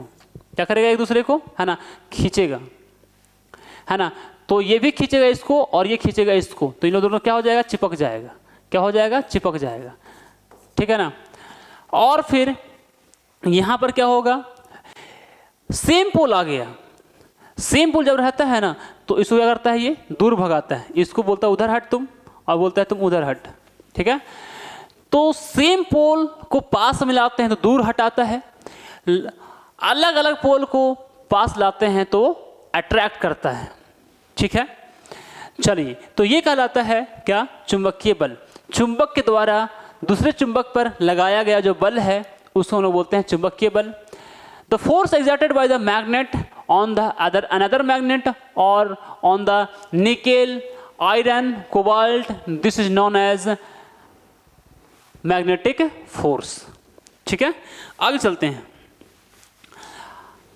अब अस्थिर विद्युत बल क्या होता है? Static electric force, electric force, ये वही बल है ना, जैसे कि प्लास्टिक का कंघी लिए हैं, उसको बाल में रख दें तो क्या हो जाता है? चार्ज हो जाता है। ये मान लीजिए लिए कॉम्ब, है ना, और ये मान लीजिए हेयर है, बाल है। ठीक है? तो क्या होता है? जब रगड़ते हैं बालों से तो ये क्या हो जाता है? पॉजिटिव चार्ज हो जाता है, और ये हो जाता है नेगेटिव चार्ज। ये हो जाता है क्या? Negative charge. तो ये चार्ज ऑब्जेक्ट बन गया। अब चार्ज ऑब्जेक्ट को यहाँ पर क्या लाते हैं? छोटा छोटा, है ना, यदि कागज का टुकड़ा को लाते हैं, है ना, तो क्या कर देते हैं? ये उसको अट्रैक्ट करता है अपने तरफ। ठीक है? तो कोई चार्ज ऑब्जेक्ट कोई दूसरे चार्ज ऑब्जेक्ट पर जो फोर्स लगाता है, या तो कोई चार्ज ऑब्जेक्ट न्यूट्रल ऑब्जेक्ट पर फोर्स लगाता है, उस फोर्स को हम लोग बोलते हैं स्टैटिक इलेक्ट्रिक फोर्स। क्या बोलते हैं? अस्थिर विद्युत बल। क्या बोलते हैं? अस्थिर विद्युत बल। चलिए, क्या बोला ना मैं कि भाई कोई स्टैटिक इसमें क्यों लगा हुआ है? तो मान लीजिए कि कंघी है ना, ये जब कंघी है ना, उस कंघी में क्या है ना? प्लास्टिक का है। तो जब रगड़ते हैं ना, तो इसमें इलेक्ट्रॉन्स होते हैं, इलेक्ट्रॉन्स बाहर निकल जाता है, तो ये क्या हो जाता है? चार्ज हो जाता है। अब चार्ज ऑब्जेक्ट में एक खास बात है कि छोटा छोटा न्यूट्रल के पास, न्यूट्रल ऑब्जेक्ट के पास ले आएंगे ना, तो उसको भी अट्रैक्ट करेगा। कोई दूसरा चार्ज ऑब्जेक्ट के पास ले जाएंगे ना, तब भी या तो अट्रैक्ट करेगा या तो रिपेल करेगा। मान लीजिए कि पॉजिटिव चार्ज है, ठीक है, दूसरा कोई पॉजिटिव चार्ज को यहाँ पर लाएं, है ना, तो मान लीजिए कि ये रॉड है, ग्लास का रॉड है, पास ले आए तो ये पॉजिटिव चार्ज रहा तो इसको रिपेल करेगा, नेगेटिव चार्ज रहा तो इसको अट्रैक्ट करेगा, अपने तरफ इसको आकर्षित करेगा। ठीक है? तो ये कहलाता है क्या? है ना, अस्थिर विद्युत बल, स्टैटिक इलेक्ट्रिक फोर्स। अब है गुरुत्वाकर्षण बल, है ना, इसको हम बोलते हैं ग्रेविटेशनल फोर्स।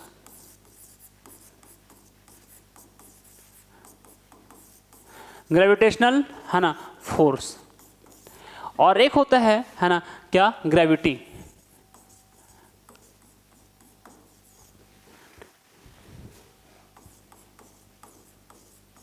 गुरुत्वा। चलिए दोनों समझते हैं। कोई भी दो ऑब्जेक्ट जिसमें मास है, कोई भी दो ऑब्जेक्ट है ना जिसमें मास है, तुम बैठे हुए यहाँ पर, मोदी जी बैठे हुए हैं अपना पीएमओ में, प्राइम मिनिस्टर ऑफिस में, दोनों में मास है, तुम्हारे में भी मास है और नरेंद्र मोदी में भी मास है। अब दोनों में मास है ना, तो बोलता है ना गुरुत्वाकर्षण बल कि दुनिया में कोई भी दो ऑब्जेक्ट जिसमें मास है वो एक दूसरे के ऊपर बल लगाती है। ये बल लगा रही है इसके ऊपर और ये बल लगा रही है इसके ऊपर, ठीक है ना। तो एक दूसरे के ऊपर क्या लगाती है, वो बल लगाती है।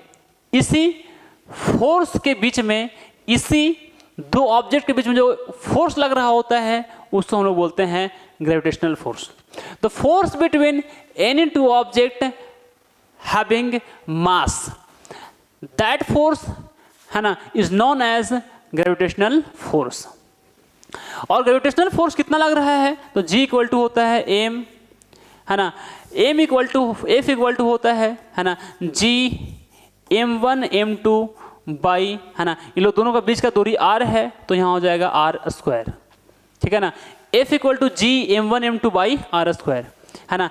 G का वैल्यू कितना होता है 6.67 इंटू 10 टू द पावर -11, है ना, KG metre per second square, KG metre per second square, KG metre है ना पर सेकेंड स्क्वायर।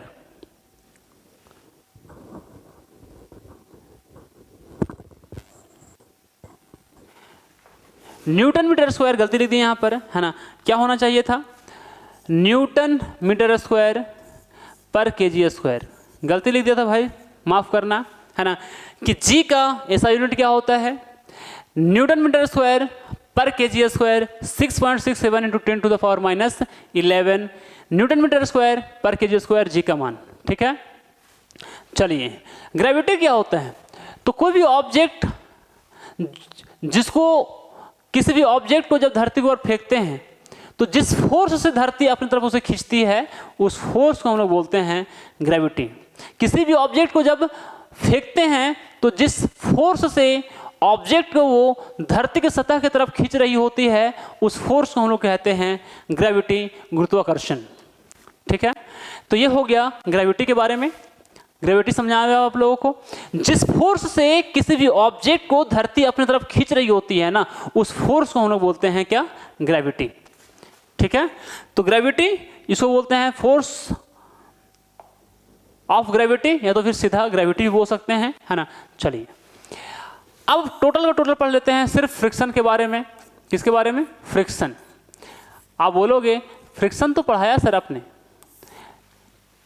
टोटल का टोटल पढ़ लेते हैं फ्रिक्शन के बारे में, है ना। फ्रिक्शन क्या होता है ना, फ्रिक्शन का कितना टाइप होता है ना, फ्रिक्शन कैसे वर्क करता है, टोटल।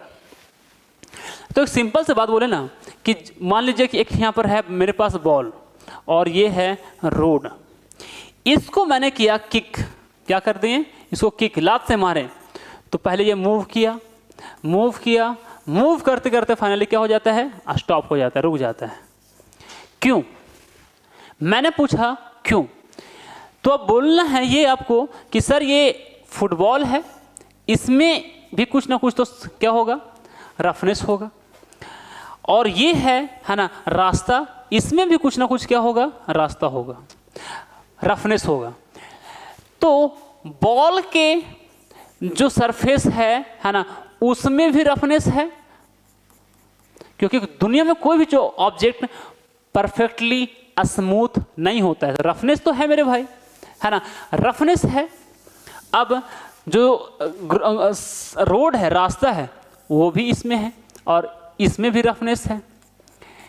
तो जब ये ऑब्जेक्ट इसके ऊपर चलता है तो दोनों में रफनेस होने के वजह से वो एक दूसरे को इंटरलॉक कर लेता है, क्या कर देता है, इंटरलॉकिंग बनता है यहाँ पर, है ना, इंटरलॉकिंग बनता है।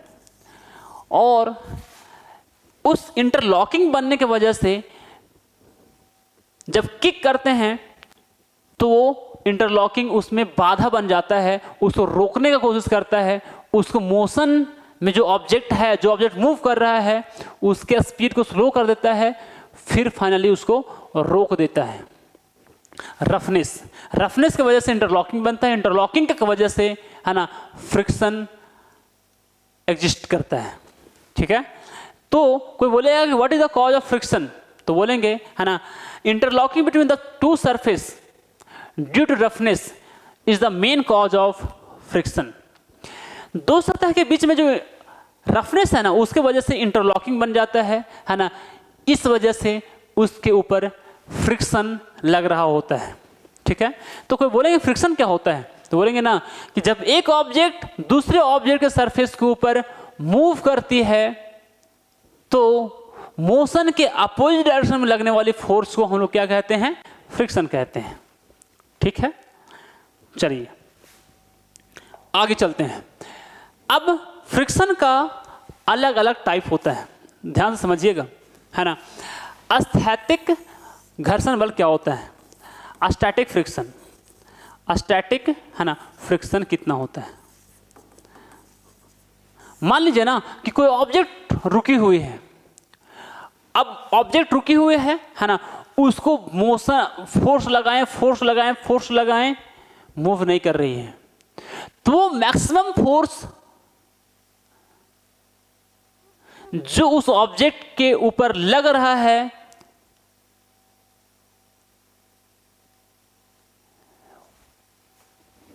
उस फ्रिक्शन का वैल्यू को, उस फोर्स के वैल्यू को हम लोग बोलते हैं, है ना, स्टैटिक फ्रिक्शन।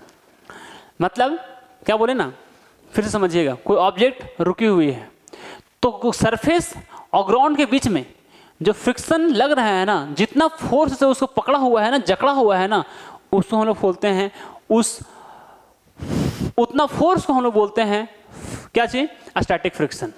एक बात और समझाते हैं, जैसे बोले ना कि स्टैटिक फ्रिक्शन कितना होगा, तो आप क्या करो ना कि एक यहाँ पर रखो, है ना, ग्राउंड है, इसमें, है ना, स्प्रिंग बैलेंस लगा दो, क्या लगा दो, है ना, स्प्रिंग बैलेंस लगा देने बता रहे हैं, है ना। यहाँ पर एक ग्राउंड है और फिर हम लोग को यहाँ पर, है ना, ग्राउंड में लगाना है स्प्रिंग बैलेंस। ठीक है, ये स्प्रिंग बैलेंस है और इसको पकड़ के खींचना है। तो खींचेंगे, इसको पकड़ के जब खींचेंगे तो वो मैक्सिमम फोर्स जहाँ पर वो मूव करना स्टार्ट कर देगा, तो मैक्सिमम फोर्स को हम लोग बोलेंगे कि भाई वो कितना है, क्या है, स्टैटिक फ्रिक्शन का वैल्यू है। मैक्सिमम फोर्स, है ना, जहां पर वो ऑब्जेक्ट मूव करना स्टार्ट कर देता है तो उस मैक्सिमम फोर्स को हम लोग बोलते हैं क्या, स्टैटिक फ्रिक्शन। अब बोले सर समझ नहीं आया, मज़ा नहीं आया सर। अब भाई एक ऑब्जेक्ट है, ठीक है ना, आपको पता करना है ना कि उसके ऊपर स्टैटिक फ्रिक्शन कितना लग रहा है, तो उसको स्प्रिंग बैलेंस लो, उसको उसमें अटैच करो और खींचो। तो कुछ समय के बाद ऐसा टाइम आएगा, बढ़ाते जाना धीरे, एक ही बात का समय खींच देना तो मूव कर जाएगा ना, पता नहीं चलेगा। धीरे धीरे खींचना है और स्प्रिंग बैलेंस को नोट करना है कि कितना फोर्स लगाने के बाद वो ऑब्जेक्ट मोशन करना स्टार्ट कर दिया है। ठीक है, तो जितना मैक्सिमम फोर्स होगा ना, जहां पर ऑब्जेक्ट मोशन करना स्टार्ट कर देगा, मूव करना स्टार्ट कर देगा, तो उस मैक्सिमम फोर्स को हम लोग क्या बोलेंगे, स्टैटिक फ्रिक्शन। क्या बोलेंगे, स्टैटिक फ्रिक्शन। और स्टैटिक फ्रिक्शन और दूसरा होता है ना, सर्पी घर्षण यानी कि स्लाइडिंग फ्रिक्शन। स्लाइडिंग, है ना, फ्रिक्शन। भाई एक ऑब्जेक्ट है, ठीक है ना, इसके ऊपर वो क्या कर रहा है ना, इसके ऊपर वो क्या कर रहा है, स्लाइड कर रहा है। क्या कर रहा है, स्लाइड कर रहा है। तो स्लाइड कर रहा है ना, तो फिर भी उस सरफेस में जो रफनेस होगा उसके वजह से उसको मोशन करने में रुकावट डालेगा, है ना। तो जब कोई ऑब्जेक्ट स्लाइड कर रहा होता है तो उसके बीच में जो फ्रिक्शन लगता है ना, उसको हम लोग बोलते हैं क्या, स्लाइडिंग फ्रिक्शन कहते हैं, है ना, सर्पी घर्षण कहते हैं। जब कोई ऑब्जेक्ट दूसरे सब्जेक्ट, जब कोई एक वस्तु, जब कोई ऑब्जेक्ट दूसरे ऑब्जेक्ट के सरफेस पर स्लाइड कर रहा होता है तो उस ऑब्जेक्ट और सरफेस के बीच में जो फ्रिक्शन लग रहा होता है उस फ्रिक्शन को हम लोग क्या बोलते हैं, स्लाइडिंग फ्रिक्शन कहते हैं। और एक और होता है, अगला चलते हैं, है ना, क्या, रोलिंग फ्रिक्शन। क्या बोला मैंने आप लोगों को, ठीक है ना। अभी तक मैंने आप लोग क्या समझाया, फ्रिक्शन क्या होता है, समझ आया कि भाई एक सरफेस है, दूसरा सरफेस उसके ऊपर ऑब्जेक्ट का मूव करेगा तो क्या होता है, मोशन के अपोजिट डायरेक्शन में एक फोर्स लगता है, उसको हम लोग क्या कहते हैं, स्टैटिक फ्रिक्शन कहते हैं। अच्छा, स्लाइडिंग फ्रिक्शन क्या कहना बोला कि एक ऑब्जेक्ट है, उसके सतह पर दूसरा ऑब्जेक्ट स्लाइड कर रहा है, फिसल रहा है ना, तो उस केस में जो उन लोग दोनों के बीच में फ्रिक्शन लग रहा होगा उसको हम लोग क्या बोलते हैं, स्लाइडिंग फ्रिक्शन कहते हैं। क्या कहते हैं, स्लाइडिंग फ्रिक्शन कहते हैं, ठीक है। अब चलते हैं हम लोग, है ना, अगला, और अब समझ लीजिए क्या होता है, लोटनिक फ्रिक्शन क्या होता है ना, इसको हम लोग बोलते हैं रोलिंग फ्रिक्शन। क्या बोलते हैं इंग्लिश में, रोलिंग, है ना, फ्रिक्शन। और ये रोलिंग फ्रिक्शन क्या होता है, जब एक ऑब्जेक्ट है ना, इसके सतह पर कोई दूसरा ऑब्जेक्ट रोल कर रहा है ना, जैसे बोले ना कि भाई, है ना, ये एक सतह है और इसके सतह पर ये क्या कर रहा है, रोल कर रहा है, गोल गोल चक्कर काट रहा है ना, तो ये क्या कहलाएगा, रोलिंग फ्रिक्शन कहलाएगा।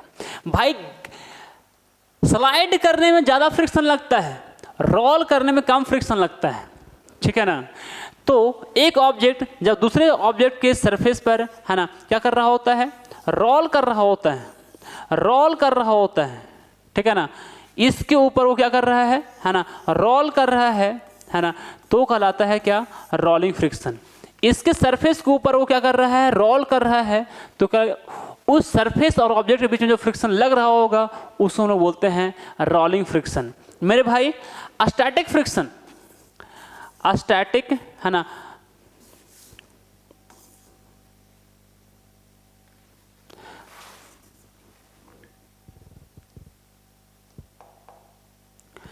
स्टैटिक फ्रिक्शन सबसे ज्यादा होता है, स्टैटिक फ्रिक्शन सबसे ज्यादा होता है।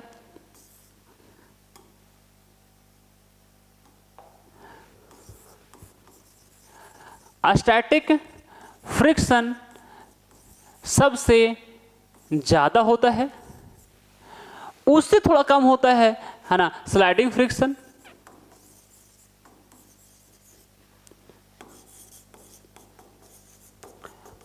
और उससे थोड़ा कम होता है रोलिंग फ्रिक्शन।